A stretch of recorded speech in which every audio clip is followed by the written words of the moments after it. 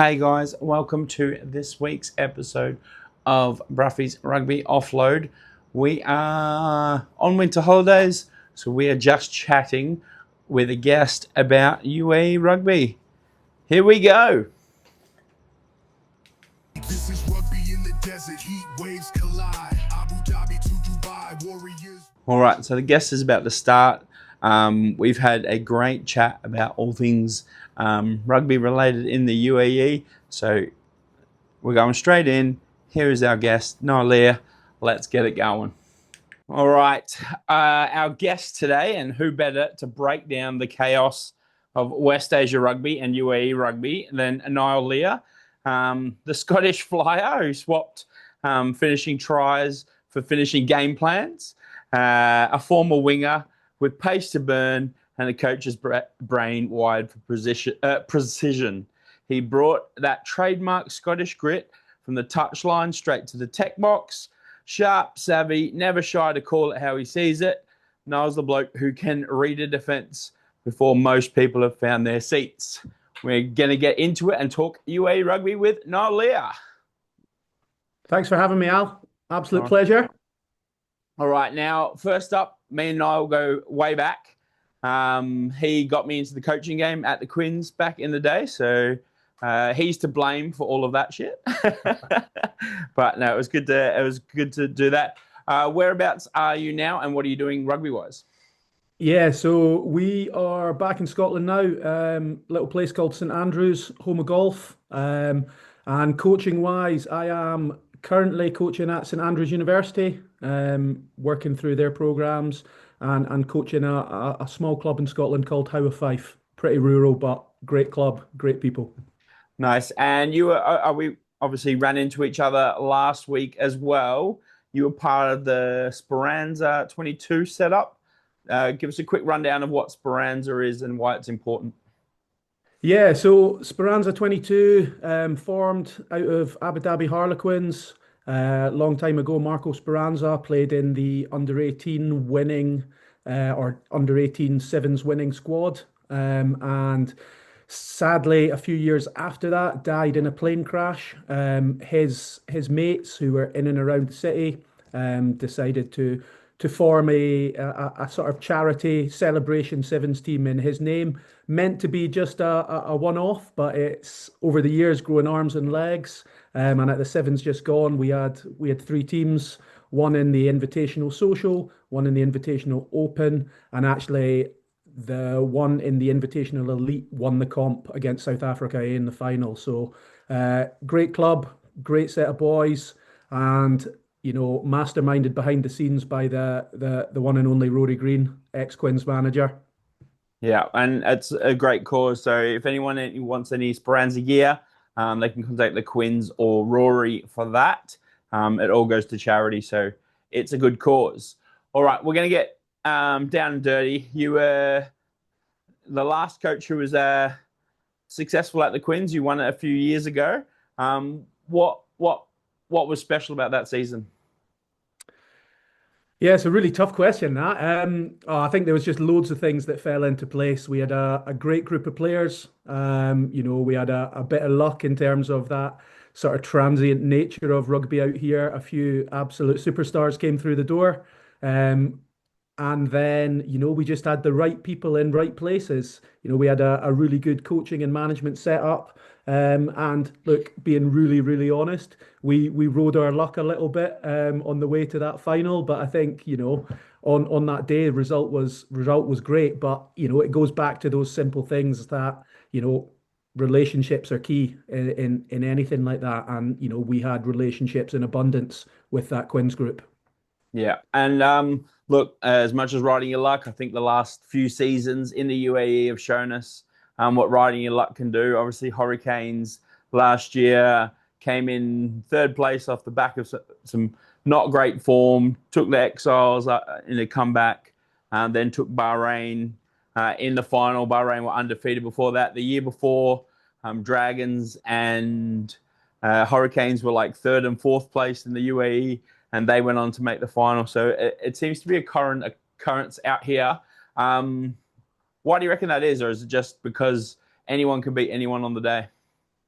Yeah, I think look, it's you play such a small number of games throughout the season. It's tough, and I think there's that sort of scope that anyone can beat anyone because, like, the reality is the starting 15s of most Premiership teams are all comparable. Normally, it's who can go deep enough onto the bench to bring that real quality. But then you've also got some really good coaches behind the scenes, looking at footage, reviewing, previewing. So I think you know, we've yet to see a team show complete dominance. Obviously, Bahrain, pre-COVID, and then coming out of COVID a little bit. But since that, you've had the Exiles who, almost had that dynasty who are sort of all at that wrong age of playing now and have just about, hung the boots up. So I think the scene's set for one of the clubs to really become a powerful force in the game over the next couple of years. Yeah, for sure. And obviously the all the insightful commentary that we get these days, it's really helpful too. All right. Let's talk about the UAE and what's to come. UAE rugby. We've got obviously Apollo Perelini is stepping down, and he's had a great run. I mean, when you look at the stats, aside from anything else, I think we've moved from 105th to 40th in the world. That's no mean feat, and a lot of work has gone into it. So, what do you know about Apollo, and what can you celebrate about him? Yeah, look, you're spot on. I think taking any national team from 100 plus down to, 40, like we should celebrate that massively.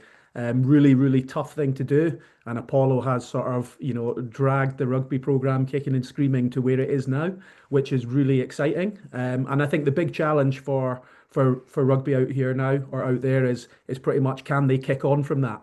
There's no point in all this huge amount of hard work having gone on the last 10 years with Apollo in post for it to fall away now. So the big challenge is, what does it look like next? How do we connect more with the clubs and how do we sort of fill in those gaps to make sure that actually, the next World Cup cycle is really fruitful? Because let's be honest, we weren't a million miles away from it this time.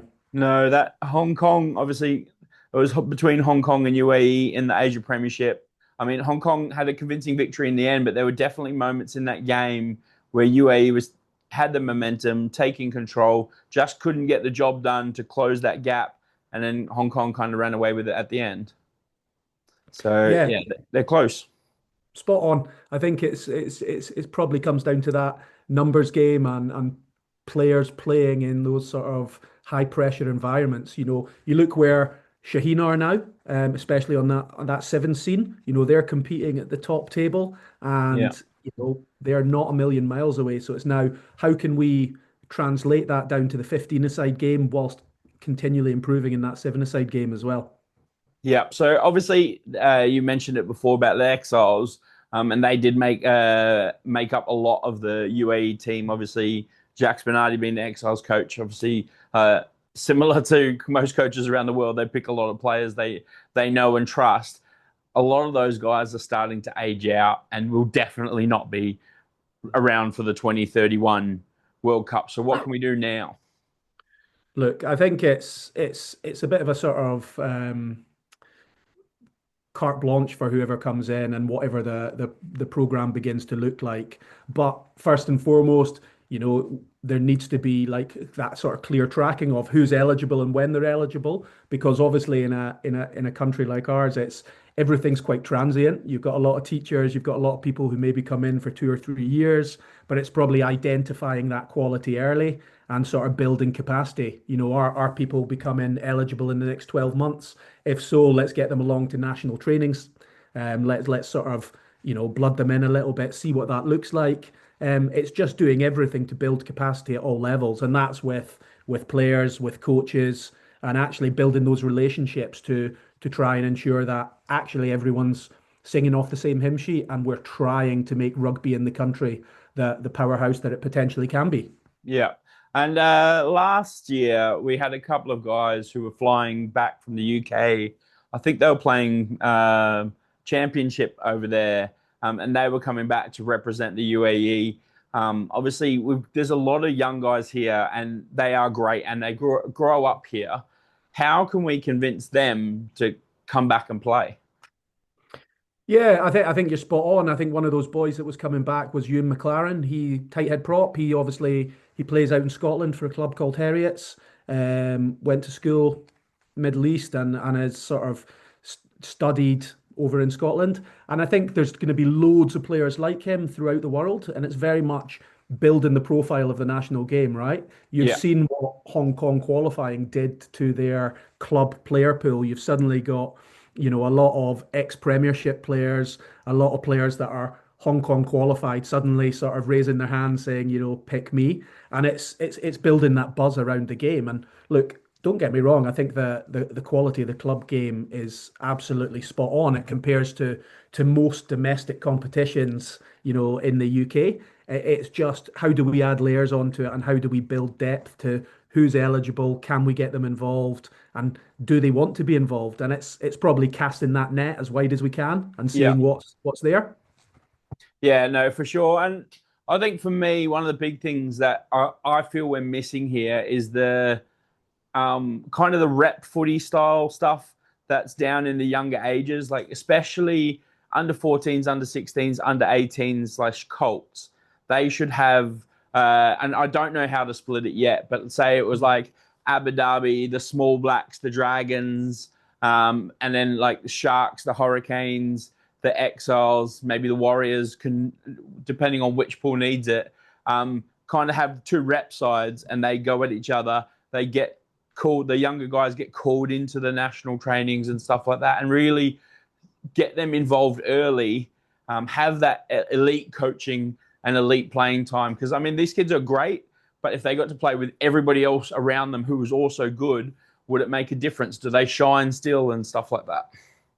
Yeah, yeah. And look, I think it's thinking outside the box, right? What works for Scotland or England isn't necessarily going to work out there. So it's going actually what works with the resource we've got and how do we get the best out of the players? You look at those sort of rep programs, 16s, 18s, they are all in place in whichever rugby playing country you look at. So, something like that could be really fruitful. And it's essentially getting players to play with better players to push themselves outside that comfort zone and Yeah. actually building a bit of momentum. So the players that maybe don't make it go, light bulb moment, that's where I want to get to, and how can I be involved in that?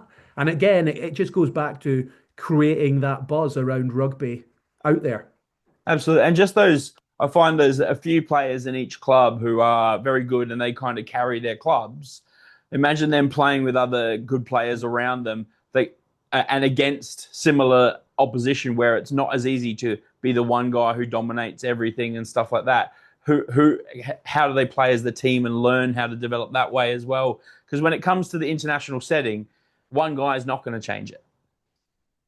Yeah, yeah, you're spot on, and that's really prevalent in the sort of junior age groups, right? And it's all about sort of age and stage and sort of player development. You get early developers, late developers, so it's actually, how can we get the best out of everyone in this sort of rugby setting we've got? Yeah. Yeah, and look, obviously you touched on it before, the transient nation and nature of the place. It is 5 years qualification, which means if you didn't grow up here and you come here, basically you've done university, you've had a couple of years wherever you are, like as a teacher, you're not really coming out before 24, 25, which means you're not eligible to your 30 anyway. Is that going to be an ongoing issue, or is it something, what workarounds could there be? Yeah, it's a tough one, and I think you're spot on. I think the positive is post-COVID, the Middle East has suddenly become this, really, really desirable place to be. Not that it wasn't before, but I think, you speak to colleagues in sort of management positions in whichever industry, and it's like, well, suddenly we've got, 300 people applying for every job. Yeah, So it's almost sort of working collaboratively and trying to get people out here, as early as you can. You take James McCarthy as an example. maybe a bad example, but an example. He's done his teacher training out here. He's now a Yeah. qualified teacher, not far away from being eligible to play for the national team. It's maybe looking at certain positions and looking at certain areas and targeting the recruitment of that. Yeah. Because there's enough contacts and the rugby's definitely good enough for people to come out and play through here. So it's just about thinking smarter a little bit potentially and having those teams to work under whoever comes in, right? That's the key thing. It Yeah. can't be a one-man job. It's got to be, people working behind the scenes to make sure that we are future-proofing rugby for the next 10 years. And like we look at Hong Kong, and it's much closer to a professional setup than the UAE. Technically, the UAE is still an amateur league, and I know guys get jobs and stuff through that, and guys are brought out to do those jobs, and it's amateur but semi-pro at times. But in Hong Kong, they've got 20 odd nationally contracted players who are going to carry them through, but their clubs also receive a lot of funding and things like that through their leagues and through their standoff event, which is sevens. Why can that not happen in the UAE as well? Yeah, look, it's another really good point. I think Hong Kong and the way things are set up slightly different um to where we are. Like every one of the club coaches out in Hong Kong, they are full time. So the head coach is full time, and it's almost 50% with the union and 50% with the club. So you're that sort of lead. I think they call them club coaching officers out there. Yeah, So you're almost 50, 60% with your club, that the rest of the time with the union, and that means you're involved in whether it's the schools program, whether it's the national sevens, you have some sort of national affiliation, and that means that one, the union have probably got a foot on the pulse of what's going on in the club game, but also they are readily upskilling coaches to be ready to perform at that performance level. And you're right. I think the funding model is completely different. I don't have the details to hand, but I think there is that general sort of offshoot from Hong Kong sevens, Hong Kong tens to the clubs. I mean, they're glaringly obvious about the fact that it is semi-pro out there. yeah, But I would hazard a guess if you put the Premiership winner up against the Hong Kong Premiership winner every year, in a 15-a-side game, there wouldn't be much in it. yeah, So, like we are not far away. I think it's very much just the infrastructure part of things that, we could look at. And look, let's be honest, Hong Kong are probably the most comparable nation to us, not only geographically, but in terms of, transient nature and stuff. yeah, where they are rugby wise as well. Yeah, So it's they're doing something that works really well. Not saying that we need to copy it, but it's worth looking at what they do really well and how that could be translated into, improving those club and performance programs our side. yeah, very much. And that I think because they're our target in who we have to beat as well. Like they are who we have to beat to qualify for the World Cup. We know we can beat Korea. We know we can beat Sri Lanka. Whoever else is coming up in that game, we Hong Kong is the target for everyone. Obviously, Japan's at another level in Asia, and that's just unrealistic for the next uh, at least I'd say 12 years for me, maybe down to 8, but they've got full professional league setups and things like that. So I think that's quite unattainable at the moment. But the next step is Hong Kong to get that last Asia qualification place. How can we? How do we attract more locals into the game? Because I think if we can get the locals in now, you were a teacher out here as well. I'm a teacher out here. The locals love rough and tumble. They love tackling each other. They love hurting each other. They love jujitsu and things like that. What do you think is holding rugby back from attracting more locals? Um, yeah, it's probably the million-dollar question, that, right? look, you could look at it in a million and one different ways, but if I was to start off on the ground, you'd probably be looking to facilitate those schools and development officer type roles a little bit more. So you have specific people coming into schools out with the PE departments, potentially funded by the union, potentially privately funded, and actually trying to make that big difference. Is rugby really accessible out there? I'm not 100% sure. But it's just about having those opportunities, right? Yeah. And actually, the federation's made huge strides forward over Oh, the massive. last And they couple of have years, right? at Um, sevens, they had the Emirati schoolboys competition. yeah, Last yeah. this weekend again, they had another schoolboy stuff. So it's good to see. Like, I'm not saying it doesn't exist, but when you look at the clubs, other than Shaheen, I think each club might have one or two locals around. Mm, For me, I think the issue is the rugby culture, the Western culture, I should yeah. say, especially that post game Mhm, culture, mhm.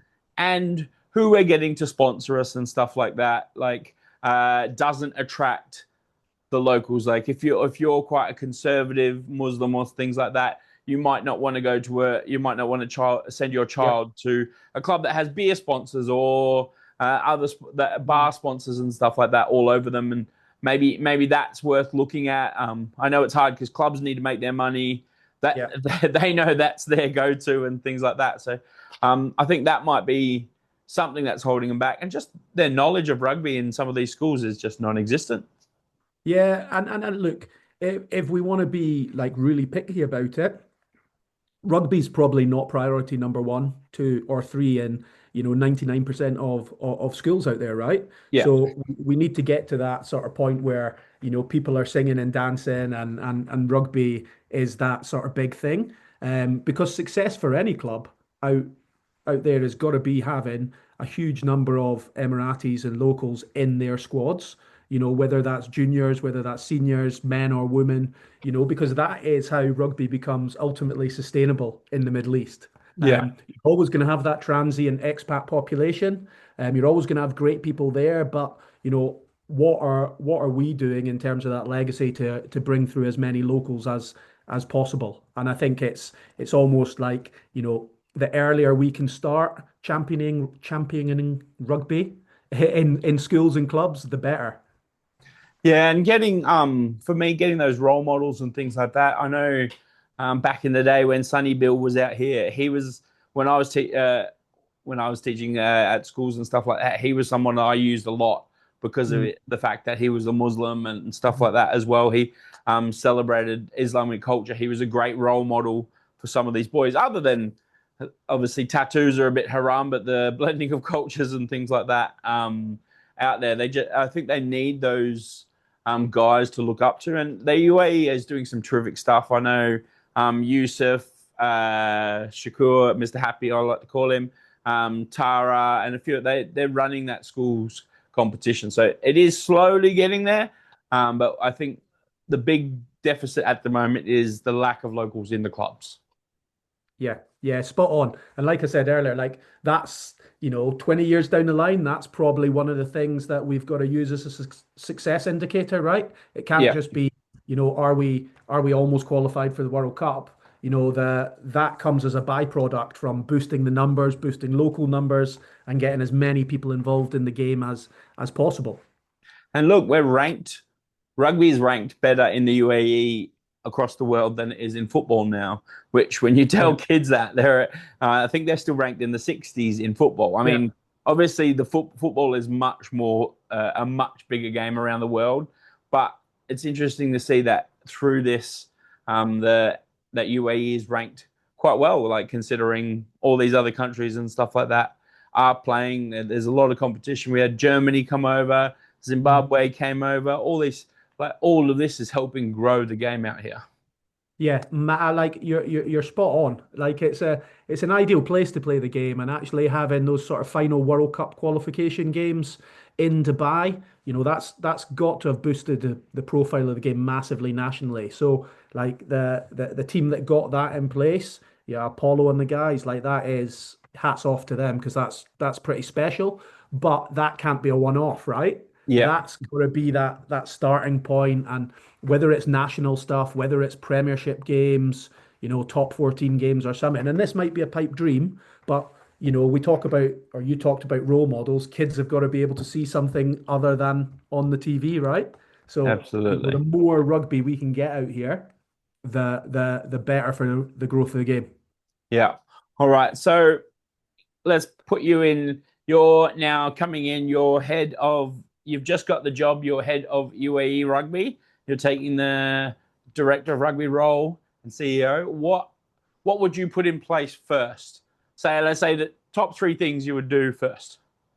Yeah, so yeah, tough one that. Carte blanche, without knowing what's already in the pipeline and what's going on.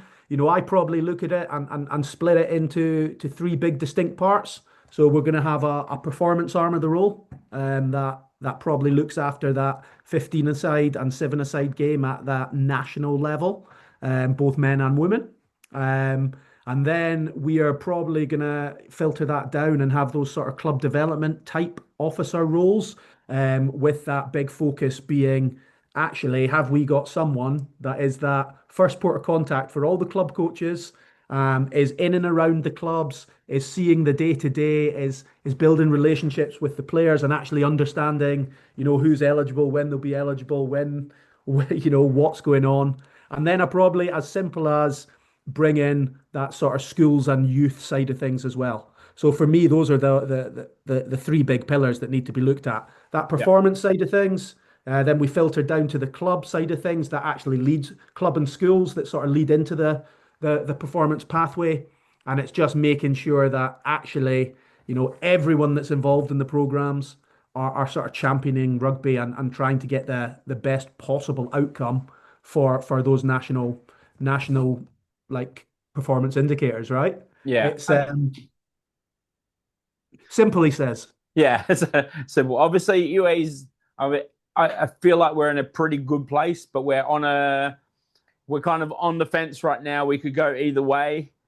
And whoever comes in, they've got a big job. Obviously, the politics and things around rugby is always comes into play, and hopefully that everybody involved in whoever's coming in, the changes at Asia Rugby as well. I know they'll be affecting things, but everyone's coming in to help grow the game and make it better. And it's not just here. I visited Oman recently, and Oman's trying to build their team, especially their sevens. They struggled in that tournament, but they put so much into building it. It was really good to see. And then you see the other teams in that, like Iran, unbelievable. Like they've got their girls qualified for the next level up, and their men were like one game off it at one stage as well. Like just the countries you don't expect to be so good at it, and they're more local based. They're not as expat based coming through their teams. So that's also, I think, really important to see those others and maybe UAE finding that balance and getting up there today. Yeah, I'm completely with you. We're in a really good place. It's easy to talk from afar about it, but actually, whoever comes in, there's this amazing opportunity to sort of grab rugby and run with it and sort of build on that awesome work that's been, or those awesome foundations that have been laid. Because the reality is it'd be amazing in 4 years' time if we're talking about World Cup qualification and a club and schools game that is thriving comparatively to a lot of other nations that are ahead of us at the minute. Yeah, and guys wanting to come out here and put rugby as their craft, that'd be really important. All right, mate. We're running out of time here, so I'm gonna say thank you very much. That was amazing just to have a chat with someone about rugby just in the region, and hopefully we will see you out here again shortly. Hopefully, mate. Thanks for having me. All right, cheers, See you Niall. soon, buddy. Bye Bye. bye. This is rugby in the desert, heat waves collide. Abu Dhabi to Dubai, warriors.